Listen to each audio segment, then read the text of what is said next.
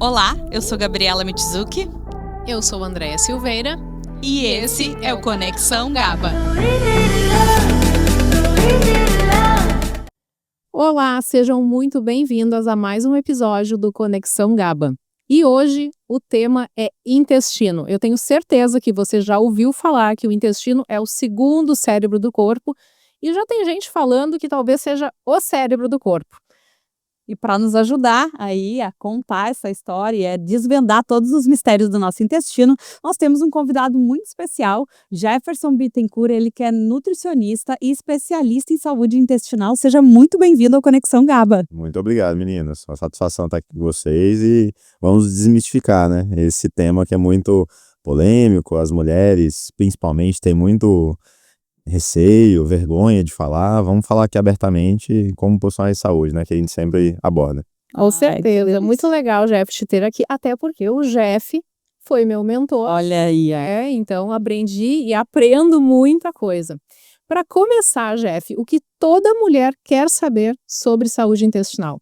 Mas eu acho que o que mais aflige as mulheres, Andréia, são as oscilações do intestino, né? As mulheres que, assim como se percebem, né, oscilando no ciclo menstrual e também percebem o intestino oscilante. Não só com o ciclo menstrual, mas como uma coisa faz mal, não faz, o que me faz estufar, o que me faz ficar presa. Mulheres sofrem mais com constipação do que os homens. Então tem muitos assuntos aí que a gente tem que abordar e entender também que o intestino, por mais que ele sofra e ele seja mais influenciado pela alimentação, não é só isso. Então vários hábitos de vida acabam influenciando. Estresse, ansiedade, sono, mastigação, entre outros, e que se a pessoa não tem esse conhecimento, ela sofre o tempo todo com essas oscilações sem saber o que está causando. E nisso não sabe como tratar, como evitar, né? Enfim. Então acho que essa é uma boa pauta para a gente abordar aqui, né? Como que a gente cuida bem do nosso intestino. Sim, ótimo. Esse é um tema amplíssimo, mas até eu dou aula em pós-graduação e em pós para outros nutricionistas, a gente fala de pelo menos 20, 30 fatores aí essenciais para cuidar do intestino. Mas se a gente for elencar os prioritários, alimentação rica em fibra e a boa hidratação é o básico. E aí rica em fibra, frutas, vegetais, nozes, sementes, que são muito negligenciados, né? Quem nunca, né? Comprou um pacotinho de castanha porque o Nutri prescreveu, comeu, acabou e nunca mais comeu. Passou um ano sem comer, né? Então esses são os cuidados, digamos, essenciais nesse sentido. Só que tem sono, saúde mental, fundamental para um bom intestino, e exercício físico, e especialmente o exercício aeróbico. Se fosse dar um resumão, esses são os principais, e você, mulher aí de casa, com certeza, se está negligenciando algum desses pilares, a boa alimentação e hidratação, o sono e o controle do estresse e ansiedade, e o exercício aeróbico especialmente, você não está com o intestino melhor que ele poderia.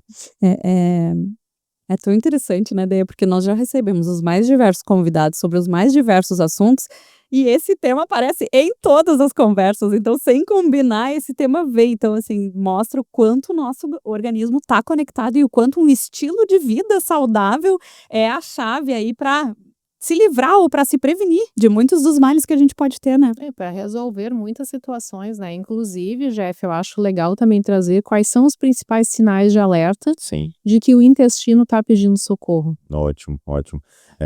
Andréia, primeiro é bom a gente destacar que a gente sempre fala de intestino, né? Mas são dois intestinos com características bem diferentes, intestino delgado e intestino grosso, e na verdade começa antes, né? Então o sistema digestivo como um todo já começa a dar sinais. Então os intestinos sofrem, mas às vezes a pessoa sofre com refluxo, com queimação, com má digestão. Então mais a parte gástrica já apresentando sintomas, ou seja, aquela comida que volta, aquela comida que fica horas e horas digerindo, ali já começam a indicar problemas. E da parte intestinal, a gente tem primeiro a constipação, que é um dos mais clássicos. A gente tem que avaliar alguns fatores aí para a mulher identificar, você aí de casa, se você está em risco, está em constipação ou não. Primeiro, a frequência de evacuação. E aí já existe, inclusive, um grande mito. O que você acha? Vamos mudar o jogo aqui. Você que talvez não é tão da área, né, da nutrição. Tem que ir ao banheiro todo dia para ter intestino saudável? Ai, gente. Eu diria que não. Eu não sei, assim, eu diria que não, eu acho, né? Não tenho certeza. Mas é claro pra ti que pra maioria das pessoas tem que ir todo dia. Elas têm isso, e as mulheres têm isso muitas vezes. A gente faz isso com os nossos filhos, né? Fez cocô hoje. Exato, se não fez um dia, já vem aquela questão. Já fica nervoso. Olha que interessante, não necessariamente tem que ir todo dia. Olha. Uma frequência aceitável é até dia sim, dia não. Então, 3 vezes por semana é uma frequência aceitável. E no máximo 3 vezes por dia. Então tem um mínimo e tem um máximo. Mais de 3 vezes por dia. Homens normalmente estão nesse rol aí do intestino mais solto. O povo brinca igual o pato, né? Come. Enfim, aqui no sul, o pessoal tem um negócio de que é o novo empurrando o velho, né? Tem essas coisas. Coisa aqui do sul. E só parênteses, né? O homem se orgulha de fazer cocô, né? Nossa, é uma coisa assim. Meu marido adora, né? Assim. E eu lindo, vai gostar dessa fala. Mas enfim, então, primeiro o fator frequência. E sim, não tem que ir todo dia. Tá? Só que a gente tem pelo menos 5, 6 fatores principais. Segundo, a consistência das fezes. O padrão ouro, aí tem uma escala de Bristol que a gente, nutricionista, coloca na tela, mostra o paciente, pede pra ele apontar, ele fica extremamente envergonhado, né? Como é que é seu cocô? E o pior é que tem gente que nem sabe. Tem gente que a gente pergunta, né? Tem gente que não sabe como você faz cocô, né? Quando Quando se ferventa, fica olhando. Sabe que eu nunca pensei? não repara. Exato, não presta, já tá no automático, né? Nem presta atenção. Exato, e não para pra olhar, dá descarga, limpa e vai embora. Então a consistência, o padrão ouro ideal, banana madura. Então macio, uniforme, esse é o padrão ouro. Constipação, normalmente a gente vai ter ele mais ressecado, então mais duro ou bolinhas juntas. E o último grau mais grave, as bolinhas separadas, é aquele cocô de cabritinho. Né? A gente tem também o esforço para evacuar. Isso é uma medida de saúde intestinal. Se as idas aos pés, como diz aqui também, tem que ficar fazendo muito esforço, isso é um grande problema, isso é um indicativo. Então, esforço grande na maior parte das evacuações é um sinal de constipação. O outro que ninguém para reparar, esse normalmente na primeira consulta a gente pergunta, o paciente ele não dá notícia disso, aí ele vai começar a reparar, aquele nível de consciência vai subindo, aí depois, daqui a um mês ele te dá a resposta, comecei a reparar, que é o quê? A sensação do esvaziamento pleno. Então, o ideal, o certo, é a gente ir ao banheiro e sentir que foi tudo embora. Se tem aquela sensação de que não foi tudo embora, isso também é um problema. Né? Eu diria que de constipação ou de saúde intestinal, esses são os principais. Lógico, se tem sangue nas fezes, tem muco nas fezes, se tem vontade emergencial, isso é outra questão. E só dando um complemento que eu acho que é importante, naquela angústia ali de ir todo dia, que muitas pessoas têm, e principalmente mulheres de não querer ir fora de casa, homem também tem isso. Eu tive na infância, adolescência ali. As pessoas querem obrigar o intestino a funcionar na hora que elas querem. E isso é errado. Eu tenho que sair, eu vou sentar para tentar fazer. A gente tem que escutar o chamado da natureza. Então, a natureza ligou, a gente atende. A gente não tenta ficar ligando para ela, ficar forçando. Isso é ruim. Sentar no vaso e ficar Mas a pessoa que faz sempre no mesmo horário tá lá? Ótimo, não, tá tudo certo. Se isso se é natural. Se ela não senta e vai lá forçar e fica lá fazendo força, então se tem o chamado. E normalmente quem vai no mesmo horário sempre, por quê? Porque ela tem uma rotina matinal, acorda, toma água, toma um café da manhã, e logo após esse estímulo de movimentação, ela tem a vontade de evacuar. Agora, só reforçando aqui, que eu acho super importante, tem 2 hábitos que são extremamente negligenciados. Primeiro, a hidratação. As pessoas não se hidratam o minimamente necessário, por favor. E segundo, é mastigação. Sem dúvida. As pessoas não têm o hábito de mastigar adequadamente, e isso impacta diretamente a saúde intestinal, né, Jeff? Sem dúvida, né? Não é só o que a gente come, mas é como a gente come. Então, existe uma distância e pessoas, a gente vê isso no dia a dia, pessoas que eu como bem e eu não estou bem nutrido. Sim. Eu me alimento bem, eu como coisas saudáveis e mesmo assim meu intestino não funciona bem, minha digestão não é boa. Por quê? Porque muitas vezes não mastiga da forma adequada, e nessa mastigação inadequada, que é comer rápido, é o engolir, né? A comida não fica bem digerida. E a gente não consegue absorver os nutrientes, ou seja, a gente não fica bem nutrido, e o pior, o que não foi bem digerido sobra para alimentar as bactérias ruins lá no intestino e vão favorecer perturbações. Então, é todo um caos gerado pelos maus hábitos, que muitas vezes é pela ansiedade, é pelo estresse, é pela falta de consciência mesmo, né? E lógico, tem casos que a pessoa realmente ela tem disfunção da TTM, disfunção temporomandibular, ou ela tem falta de dente, então ela tem questões físicas que atrapalham a mastigação, mas na grande maioria das vezes é hábito, e que a gente, nutricionista, tem que estimular, conscientizar, ensinar, porque senão passa batido, né? Agora, Faz uma diferença absurda. deixa eu mudar um pouquinho o nosso rumo aqui para entender um pouquinho dessa relação saúde intestinal com saúde mental. Por que que eu trago esse ponto, assim? Eu li esses tempos um estudo que falava justamente que alguns psiquiatras já estão incluindo no processo terapêutico, né, dos pacientes psiquiátricos, a consulta com nutricionista, né, porque às vezes algumas disfunções, né, na alimentação, né, ou na microbiota, enfim, podem, né, causar uma depressão, uma ansiedade, enfim. Como que tu percebe tudo isso, ou o que tu pode compartilhar conosco Cara, sobre isso? ótimo. Como a André falou mesmo na introdução, o intestino como segundo cérebro, né? E se a gente for evolutivamente, eu gosto muito de biologia, na evolução ali dos seres, no desenvolvimento, primeiro se desenvolveu o sistema nervoso intestinal entérico, e depois que veio com a evolução, a centralização do sistema nervoso central. Então, sem muito tecnês, os neurônios e a parte do sistema nervoso intestinal surgiu antes do cérebro, em termos de evolução. Então, a gente tem uma conexão muito forte, direta e indireta. O intestino, sabe, é a maior área de contato nossa com o meio externo. Então, se a gente pegar o intestino e abrir, esticar, dá uma área de mais ou menos 400 metros quadrados. Então, você aí de casa, você deve morar numa casa de 100, 200 metros quadrados, então é 2 vezes a área da casa. É a nossa maior forma de se conectar com o meio ambiente. Então, tudo que a gente come inadequado, ou as bactérias que estão no nosso intestino e tudo mais, acabam impactando. E a gente tem um sistema nervoso que vai sentir o que está acontecendo no intestino, principalmente pelo nervo vago, e vai mandar o recado para o cérebro. Então, se as coisas ali não estão legais, não estão saudáveis, se tem perigo, se tem agressores ali, o cérebro já fica afetado. Não à toa que existe a tal da pessoa enfesada, né? Que aqui se usa muito esse adjetivo da pessoa enfesada, pessoa raivosa, estressada, mas se for analisar o pé da letra, enfesada cheia de fezes. A pessoa constipada, por exemplo, ela tende a ter mau humor, prejuízo de neurotransmissores, tanto de forma direta, como aí vem a forma indireta. O intestino como um filtro que vai selecionar o que vai entrar ou não no organismo. Se ele está prejudicado, entra um monte de coisa que não é para entrar.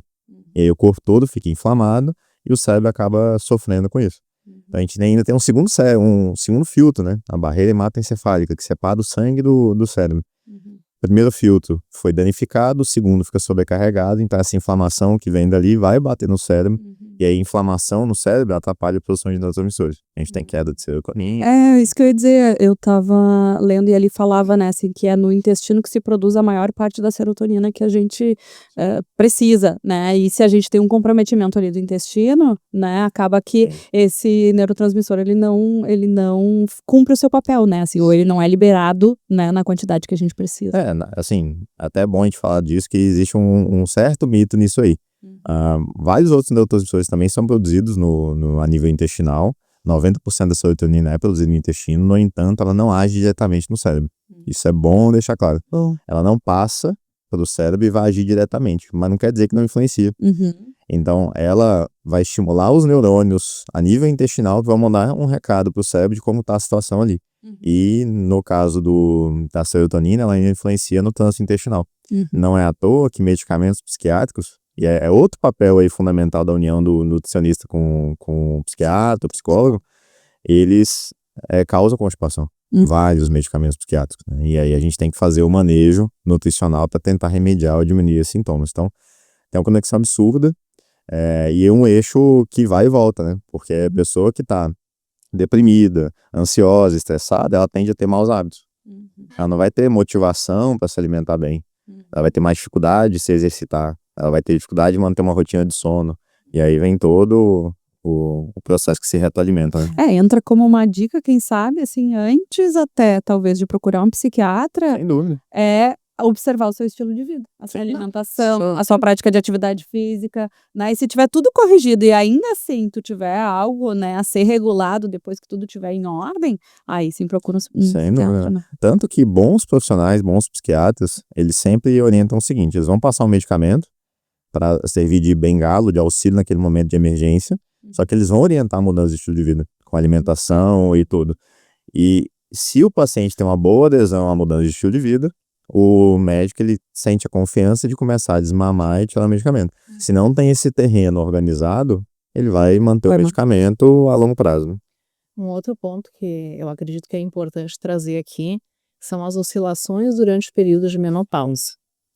Eu recebo em consultório muitas mulheres em climatério, menopausa, e o relato de grande maioria é justamente essa mudança no hábito intestinal. Mulheres que eram regulares e que durante esse período acabam constipando.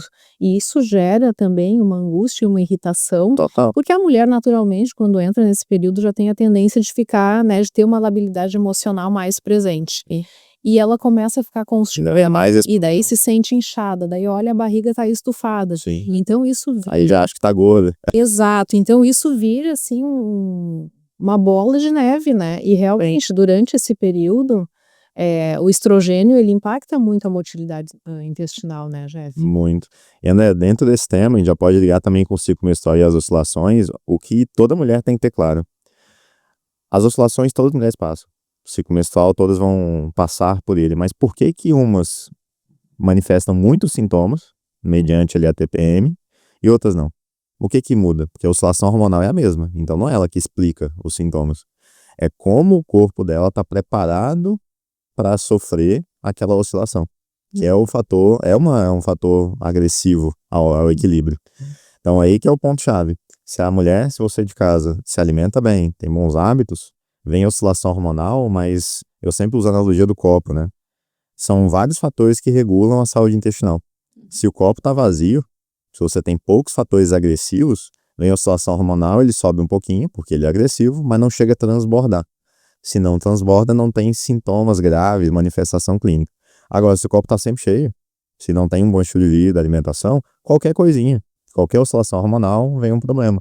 E não só a constipação, doença inflamatória intestinal, síndrome do intestino irritável, né, entre outros. Na menopausa é a mesma coisa, só que é algo que começa a oscilar e depois vai assentar no novo terreno, né? Mas muda muito. E aí também a questão de escutar o próprio corpo, né?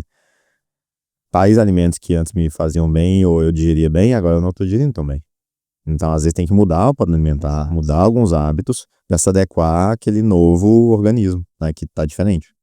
É um outro ponto também que eu acho importante trazer até a nível de conhecimento, as pessoas que não têm o hábito de ter uma boa ingestão de fibras e de uma hora para outra começa a comer fibra, Sim, vai sair daqui do podcast e vou comer um monte. Meu Deus, então assim, o tiro pode sair pela culatra, tem que ser um processo evolutivo, né, para também o corpo ir se adaptando e isso em paralelo com o aumento da hidratação. Porque eu vejo vários casos que a pessoa sai desesperada, fibra e esquece de tomar água e daí, assim, a emenda é pior do que soneta, né? Daí fica enfesado. Exatamente, exato. Então, esse conjunto e escutar o corpo. E, além disso, ter um pouquinho de orientação profissional para saber que as mudanças, elas vão gerar repercussões, mas a gente tem que esperar um tempo, que eu digo que é de pelo menos uma semana, para saber qual que vai ser o resultado final. Vamos supor que tu comece a comer um monte de fruta que tu não comia, teu intestino às vezes pode ficar diarreico. 3, 4 dias, pode ficar mais preso. Mas depois de uma semana, aí sim, sabe, que a gente vai ter uma noção, ele deu uma oscilada, mas vai ficar bom ou vai ficar ruim? Aí a gente toma medidas. As pessoas são muito ansiosas, infelizmente. Come uma fibra no dia seguinte, não foi ao banheiro, já... Sim, já. E aí? Eu queria ir na academia um dia. Pois é, não é isso? Mas não. Da primeira semana é só caos, é só dor, suor e sofrimento. Né? Agora, deixa eu fazer uma pausa rápida aqui nesse episódio para pedir para você que está nos assistindo e está curtindo muito a nossa conversa, não deixem de compartilhar com todas as mulheres da sua vida. Esse assunto pode mudar a vida de alguém. E, dando sequência aqui, já virando um pouco o jogo aqui do nosso episódio, situações engraçadas do consultório. Tem alguma para compartilhar com a gente? Olha, sobre essa parte de intestino, sempre Sempre dá tem pau. coisinhas, né? Assim, engraçadas às vezes engraçadas mais ruins, né? Enfim. Aham. Mas, desde paciente que, pô, Jeff, eu tava dirigindo e tá com problema de escape intestinal. E aí, poxa, tive um escape, tive que parar, mas aí fulano me viu e aí deu uma confusão, confusões, né? Mas acho que o mais comum nesse sentido é quando eu pergunto dos gases, né? Porque a gente também pergunta não só das fezes, mas dos gases. Uhum. E aí eu tenho uma forma mais educada e mais sutil. Você tem, por acaso, flatos? E flatos fétidos? Olha que né? Chique, que requintado. Você tem flatos A fétidos? pessoa nem entende às vezes, né? Eu falo assim, eu não, o cheiro do peido. Fedido, traduzindo, né? E aí todo mundo, poxa, não sei. Aí a mulher responde pelo marido, nossa, é podre, né? Então, normalmente, não, morreu e esqueceu de deitar. Tem toda aquela questão. Aproveitando, Jeff, Sim. por que que tem pessoas que têm gases tão fétidos? Vamos falar. Só pode, Gente, deixa eu traduzir aqui para quem não tá entendendo. Pum fedido, gente. Pum fedido. Fedorento, daí tem aquela história Ou do pega muito, né? pum que é quentinho, né? se é que é. Tem a análise da temperatura, do cheiro. Temperatura, cheiro, quantidade. E uma vez ainda o Ney Felipe, grande colega nutricionista, ele falou, Jeff, ainda tem que ver o barulho, né? Os decibéis. Porque às vezes Boa. Ó, são quatro características aí exterior. real dos flatos. Voltando, por que tende a feder tanto, né? Isso é interessante porque vem da fermentação. Né? Então, lembrando, a gente não produz gases. Então, você pode terceirizar. Não é culpa minha, é culpa das minhas bactérias. Porque, sim, não é? Importante encontrar um culpado, gente. E se ela é nossa, a gente terceiriza para quem quiser. Então, as bactérias que vão fermentar, isso liga com a mastigação que a gente falou. Porque, normalmente, se a pessoa não mastiga direito, ela não digere, sobra comida mal digerida para fermentar no intestino. Principalmente no intestino grosso, que é a porção mais final.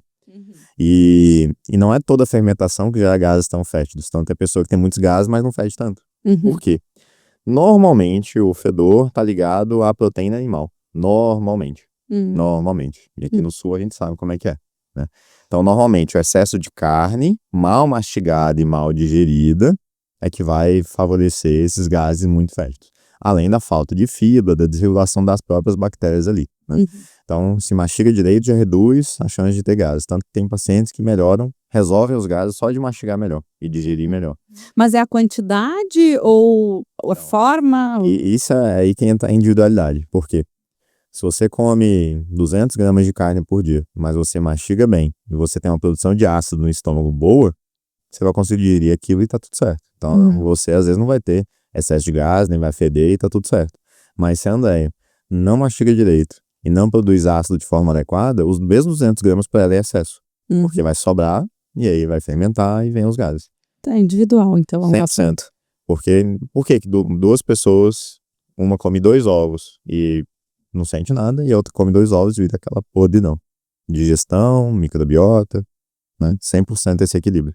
Agora vamos trazer um outro ponto que também é muito questionado. Posição para evacuação, que faz todo sentido, né? Eu sempre oriento o banquinho do cocô. Sim. Né? Porque realmente, assim, a posição, ela ajuda ou atrapalha, né, Jeff? Exato. Comenta um pouquinho pra gente. Sim. Nem deveria ser muito discutido se a gente parar para pensar na natureza, né? Então, nós seres humanos somos animais, racionais, mas continuamos sendo animais. E na natureza, no mundo natural, a gente evacua de cócoras. Então, a posição de cócoras, do joelho bem próximo ao tronco, é a posição mais fisiológica, onde a gente tem uma liberação mais fácil do reto para fazer a evacuação completa, tanto não só para facilitar a evacuação, como para tê-la completa, né? E os vasos atuais não foram feitos para respeitar essa fisiologia, infelizmente, né? Já tem os banquinhos que ajudam. Se a gente voltar 100 anos atrás, aquele modelo antigo que era lá, a latrina no interior de Minas Gerais tinha muito, né? Um vaso no chão, que era um buraco com 2 lugares que você botava o pé e agachava, era maravilhoso. Mas quando veio o vaso moderno, a gente colocar o banquinho, ou colocar uma lixeirinha, qualquer coisa que eleve o joelho, e mesmo assim a pessoa colocar o tronco para frente, é o que ajuda até a evacuação completa. Eu vi recente no Instagram, coisa de Instagram, um vaso que ele tinha as bordas recortadas para encaixar as pernas, então a pessoa já naturalmente sentava mais baixo. E aí ficava um pouco mais natural. Mas faz toda a diferença. Os fisioterapeutas normalmente recomendam, né? E a gente tem que orientar também. Que é um detalhe simples, vai influenciar muito no sentimento do esvaziamento pleno. Que ele foi tudo embora. Né? Perfeito. O que evacuar tem que ser prazeroso, tem que ser libertador. Nossa, né? Isso é outra coisa da constipação. Quem é constipado normalmente rápido, né? tem que ser rápido, sim. 5 minutos. Então, se passa desse tempo evacuando, é um problema. Né? O que acontece com muitas pessoas, evacua rápido e fica no celular, sentado no vaso, mexendo. Tem que separar as coisas. Isso é do jornal, né? Agora é o celular. Quanto tempo fica ali? 20 minutos, tá, mas evacuando mesmo, quanto tempo? A gente tem que perguntar isso. Né? Por sinal, que coisa nojenta, né? Levar o celular pro banheiro. Do mínimo tem que passar um álcool no celular depois, né? Mas Ninguém faz. Com certeza. Não irei lavar a mão lá, mas... Agora, uma das coisas que, assim, vocês talvez tenham mais aí propriedade para me dizer, Jeff, tu vai poder falar aí da tua experiência de consultório, doenças que não são diretamente no intestino, mas que se repercutem, né, no teu organismo e que podem ser um indicativo de que o teu intestino não vai bem, né? Sim. Gabi, eu diria que todas. E eu não estou exagerando. A gente tem, eu até mostro isso em aula muitas vezes, trabalhos de 2014 que mostram a relação da desbiose, que é a desregulação da saúde intestinal, com doenças. Com obesidade, câncer, Parkinson, doenças cardiovasculares, diabetes, doenças autoimunes. Todas as doenças têm uma conexão. Não quer dizer que o intestino ele explique, ele cause todas, mas ele está envolvido no meio. Seja em agravar a doença, ou seja em manter a pessoa doente. Então ela desenvolve a doença por um mau hábito, o intestino sofre no meio, mas ele dificulta a pessoa sair daquela doença. Sim. Então tem conexão. O câncer de intestino, né? Eu estava ouvindo um podcast esses dias e o doutor falava justamente isso, né? Ele já é o segundo câncer de maior incidência, tanto em homens, né? Depois de próstata, é o câncer de intestino, e nas mulheres, depois de mama, é o câncer de intestino também, assim. O que tu acha, a que se deve esse aumento tão grande aí do câncer de intestino, né? Quando a gente pensa em fatores de risco de câncer, né? A gente dá até primeiro de todos, a idade. Então as pessoas estão envelhecendo, estão vivendo mais, o que é ótimo.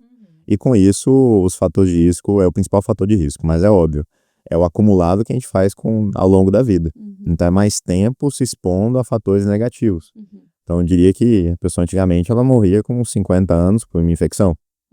Aí depois agora com 60, 70 com doença cardíaca. Agora não, ela vive até os 80, 85, 90. E um câncer que já estava se desenvolvendo ao longo desse tempo, ele vai aparecer lá depois. Mas o principal, sem dúvida, é estilo de vida. Alimentação muito ultraprocessada. Se a gente pegar também de 100 anos para cá, a alimentação mudou absurdamente, né? Absurdamente. Pro bem e pro mal, digamos assim. As pessoas têm mais conhecimento sobre nutrição, tendem a estar mais bem nutridas. Então, hoje a população, ela, em termos de micronutrientes, ela está mais bem nutrida. Mas, ao mesmo tempo, menos ingestão de fibra, menos ingestão de vegetais, frutas, temperos e chás que trazem compostos bioativos que têm efeito anticâncer, anti-inflamatório, antioxidante. Então, em resumo, o afastamento da alimentação natural é um dos pontos centrais nesse sentido de cuidado com o intestino. Constipação é um grande fator de risco para câncer coloretal. A própria ingestão de água, eu acho, né? Assim, que... Menos movimento, né? Hoje é carro para tudo. O sedentarismo, sem dúvida, sem dúvida. É outro... Ele explica 25% dos... Volta no estilo de vida, né? No estilo de vida. Eu diria que tudo inicia e começa. Mas, Jeff, vamos falar da tua mentoria um pouquinho? Conta pra gente como é que é. Eu já sei. A prova viva. A prova viva.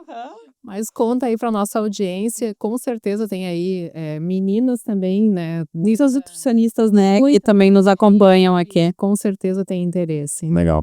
Ela surgiu do anseio, da busca em compartilhar o que eu vivia no consultório há muitos anos, com nutricionistas recém-formados ou em dificuldade de prosperar ali na carreira, né? Seja na parte técnica, seja na parte de carreira mesmo, de business, de vendas e tudo mais. Então, é basicamente o que eu queria ter tido quando eu me formei e eu não tive, né? Então, hoje, a gente tem essa bagagem, essa possibilidade de oferecer suporte. Então, em resumo, o foco da formação de nutrição de excelência é conhecimento técnico, que para mim é fundamental, não largo isso de forma alguma. Então, no caso da Déia foi fácil, porque ela já tinha conhecimento técnico. Era só dar uma direção, só organizar o restante, mas já tinha. Mas muita gente não tem, a faculdade não prepara o nutricionista, o estudante para ser nutricionista. Nem para ser empresário, né? Aí é Muito menos para ser Aí empresário. é zero. Então tem a parte de tutoria, que é a parte técnica, tem a parte de mentoria, carreira. Como fazer marketing, como vender, como captar pacientes, como fazer o processo de vendas, como fidelizar esse paciente, como precificar meu serviço, como estruturar meu serviço, como manter contato com esse paciente, são todos, como organizar o fluxo financeiro, são todas angústias que o nutricionista da vida real sofre e que ninguém discute, que ninguém ensina, que ninguém, então assim, vai batendo cabeça, vai quebrando cabeça e muitas vezes nisso desiste da nutrição.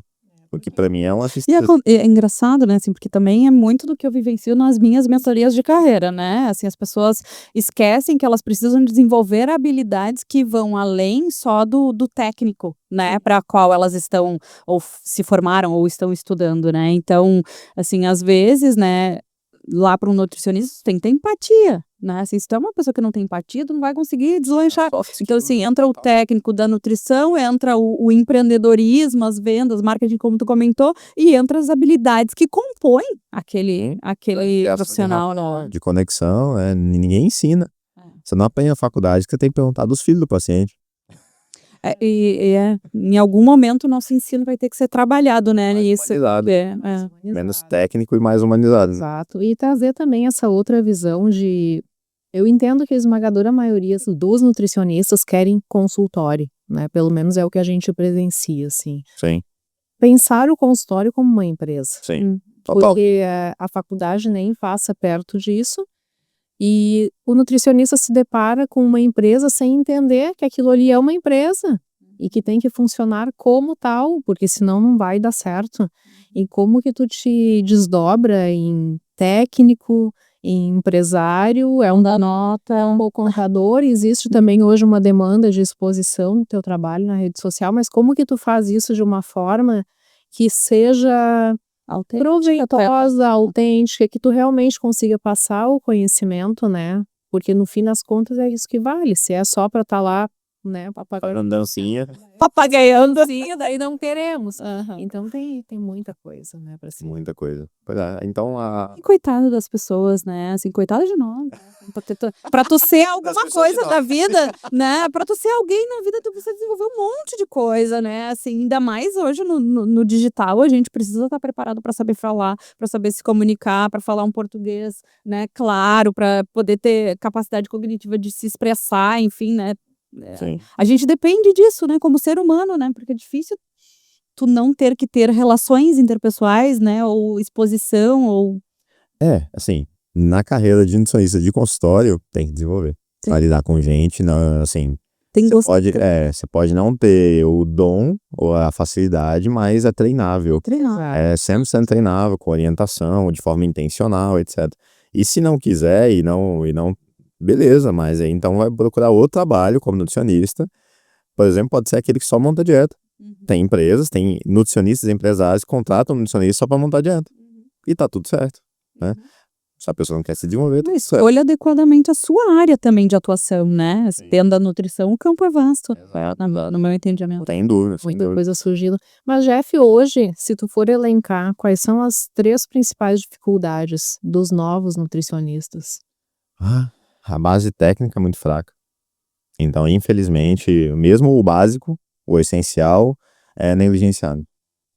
As pessoas se formam sem ter noção de bioquímica básica, de macronutrientes, o básico, infelizmente. Talvez por limitação das faculdades, talvez por falta de conexão daquilo com a prática real, o que dificulta o aprendizado. A gente sabe disso, fica muito na teoria da bioquímica e eu não sei o que, e não vê como isso vai mudar meu consultório, como isso vai ser aplicado no dia a dia. Talvez a metodologia de ensino poderia ser mais focada nisso. A parte de captação de vendas, sem sombra de dúvida, É isso. porque quando se forma, até brinquei na imersão recentemente, que a gente teve da formação, o nutricionista se forma no modo sobrevivente. Então eu tenho que ter pacientes, eu tenho que começar a faturar para eu sobreviver. E aí captação... Até porque o custo vem antes, né? Tu tem que ter um consultório, né? Pra tentar... Quando sublocar e tal, mas mesmo assim, vai ter um custo, né? Sempre. Então esse processo não se ensina nada, não se aprende nada, né? E vale para a vida. Em todas as áreas da vida isso vai ser importante. Então, por que não tem no ensino médio? Vendas, me desculpa, o básico. É básico. Qualquer... Todo mundo básico, gente. o básico, exato. Básico. Né? Qualquer conexão com o outro, enfim, oratória e etc. Né? E terceiro, daí a gente, vamos supor, aquele nutricionista que já tá vendendo bem, mas ele não sabe precificar e não sabe fidelizar. Então ele fica refém o tempo todo no modo sobrevivente. Ele tá sempre remando, captando, porque ele não fideliza bem, não cobra bem pelo serviço dele, não tem um serviço bem estruturado. Então ele tá sempre nessa angústia. Entra numa exaustão também, porque depende da hora ali pra... né? E é uma hora que não é bem valorizada, então entra nesse caos, né? E ele fica e cansa. Muito, muito. 2 anos, 3 anos. Nossa, porque o conquistar um paciente é muito mais difícil, pelo menos a minha concepção de manter. Eu sempre digo, né, para colegas que me procuram para pedir alguma ajuda, atenda cada um como se fosse único da tua agenda a vida inteira. Sim. Ponto. É isso. Porque tem que criar essa conexão, essa relação, e a pessoa que está do outro lado, ela precisa sentir que tu está interessada nela de fato. E estar interessada de fato, né? Só passar os... Não, é de verdade, é estar de verdade. Ainda que isso custe atender menos volume, faça dessa forma, que não tem erro. Pelo menos para mim é o que dá certo. Sem dúvida. Mas a gente percebe, né, quando a pessoa não se conectou, assim, né, não, é evidente. Sim. Né, assim, quando não tá entregue, quando a tua escuta não é ativa, assim, né, o paciente, o cliente sente, não tem como. Quantos pacientes chegam, eu já contei, paciente chega para mim, já teve experiência com nutricionista? Já, fui mês passado. Mas tu foi mês passado e de estar aqui, o que aconteceu um erro grave. Sim, sentei e falei que eu odiava banana, a primeira coisa que tinha na dieta era banana. Não escutou o mínimo, o essencial. E naquilo ali pode ser um ótimo profissional, podia ser uma dieta maravilhosa, mas não escutou um detalhe importante, perdeu o paciente, por conta de um erro besta. Né? Isso acontece repetidas vezes, enfim. Hoje eu tenho uma nutri maravilhosa, sabe, Fê? Mas eu sou alérgica à manga e também eu tenho intolerância à lactose, assim. Eu cansei de pegar dieta com essas coisas, cansei, sabe, assim, então é complicado, assim, a escuta ativa, ela é uma habilidade também que precisa ser desenvolvida, né? E por mais que tu coloque, deve ter recebido outras opções de substituição, mas o fato de estar ali demonstra que a pessoa não estava ouvindo, então a gente tá do outro lado.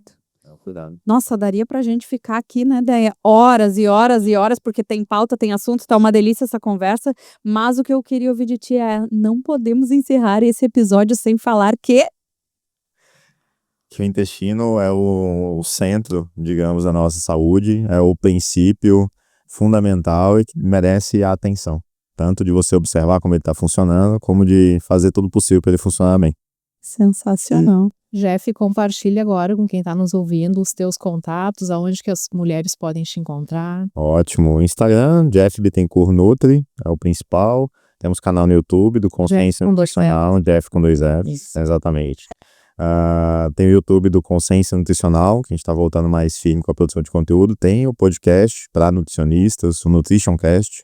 Olha. Uns 200 e tantos episódios lá, gravados já sobre assuntos diversos sobre nutrição. E é isso, principal. Eu atendo hoje presencial em Brasília, atendo em Gramado e Canela, presencial também. Em breve eu vou começar a atender em Porto Alegre. A gente vai conversar sobre isso. E atendo online também. Então podem contar comigo o que precisarem em termos de saúde intestinal, de saúde geral, que está à disposição. E Nutris também. Maravilha. Muito obrigada aí pela tua presença. Um prazer te ter aqui e falar sobre esse assunto tão importante. Obrigado demais pelo convite. Obrigada. Bye. Para mim foi mais do que especial, né? Meu mentor aqui conversando comigo. Ai, que Ao vivo e a cores. Meninos, espero que vocês tenham gostado tanto quanto a gente desse episódio. Gostaria de deixar aqui o nosso agradecimento aos apoiadores Miró Chocolates, Origem Café e Mari Araújo, sempre maravilhosa cuidando dos nossos looks. Muito obrigada e até o próximo. Tchau, tchau. Até a próxima.